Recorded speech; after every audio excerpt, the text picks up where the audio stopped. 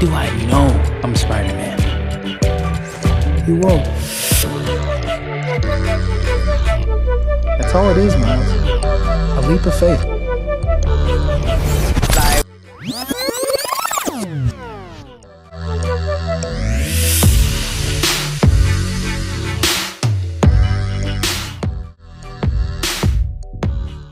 To accurately talk about how the media portrayed black people, we must start at the beginning. The animated shorts created from the 1930s through the 1950s were often filled with racist caricatures and stereotypes of minorities, reflective of the mindsets during this era. This was one of the first Mickey Mouse cartoons. The Looney Tunes weren't safe from this either. The damage of these representations presents a troubling reminder that the supposedly harmless world of cartoons had once provided millions with ethnic hatred and terrible concepts on race.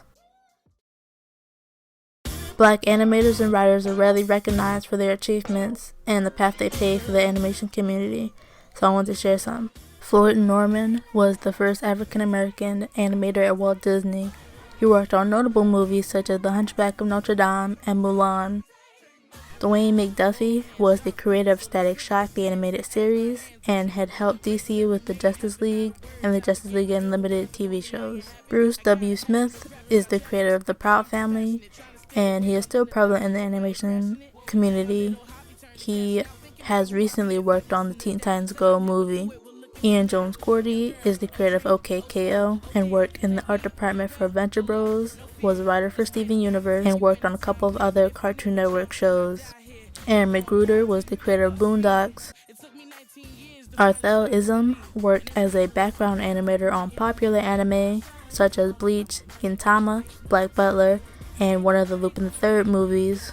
Mentioning Arthel, he and a couple of his friends founded Japan's first major anime studio owned by black animators, The Art to Taijo.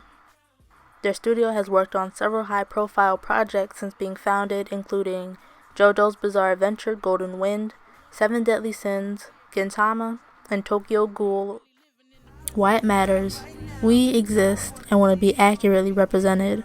People of color, especially younger audiences, start to feel alienated or only reduced to being the background or side characters. But to go back in the past for a second and see the shows like The Fat Albert Show or the Harlem Globetrotters created by Bill Cosby and Andy Hayward, respectively, we get to see black people being the focus and the idea behind the show, especially during the 70s and 80s. They were able to give the foundation of the shows we have today.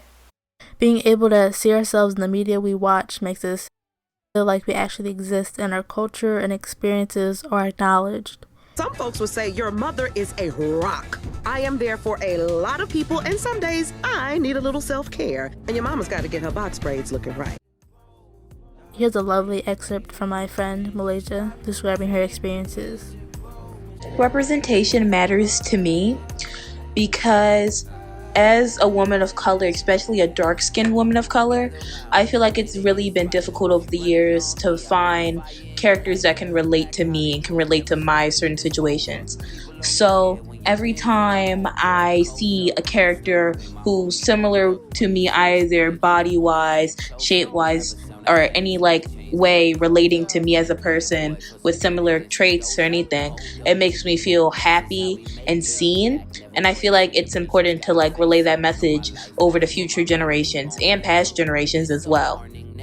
Seeing Miles' swagger, Cyborg's humor, or AJ's nerdiness all remind me of actual people in my life.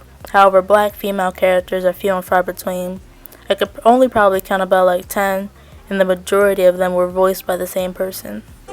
I mean, let's face it, I do the voices of all the brown girls, and all the animated brown girls. There still ain't that many. Because there's this really crazy belief that black girls don't watch cartoons, and that we don't collect comics, and that we don't like sci-fi. And that's BS, man. We love it. I love when people of color come up to me and say, you don't know what it meant to me to see myself in a cartoon. I got one little black girl that I get to see that looks like me. Thank you so much. But in addition to that, diversity shouldn't be a checklist or political statement. There's no one monolith black experience, no one way to write a black character. All I ask is for proper research on our culture, or for them not to get turned into something else halfway through the movie. But basically what I'm trying to say is that their character should come before their skin color. I'll give the wheel now to Toon Tarek. His video on this could explain this way better than I could. But I'm saying this to say anybody of any race can write a story about Gerald and Jamie-O arguing over a girl because their race isn't their personality. Their culture is evident in creating who they are, yes, so is everybody's, but it all amounts to how well the writers know them as characters because they're normal people. And not play up the whole, oh, we can tell Family Guy jokes but with black people now. No, that's not how representation works. That's not how characters work.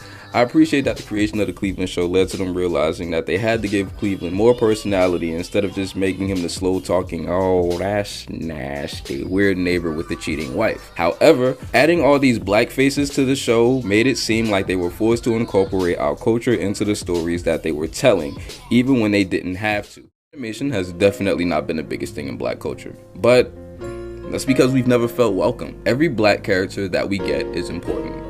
Period. And it's not important who they're voiced by, who they're modeled after, or who they're written by.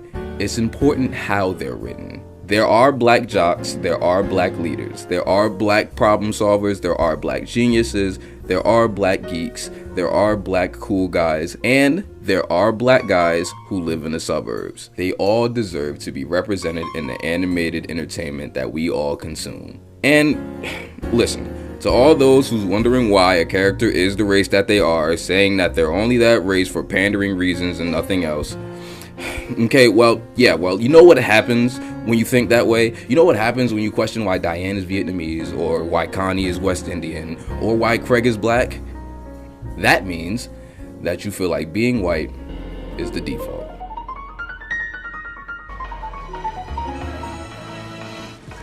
I never thought I'd be able to do any of this stuff, but I can. Anyone can wear the mask. You could wear the mask. If you didn't know that before, I hope you do now.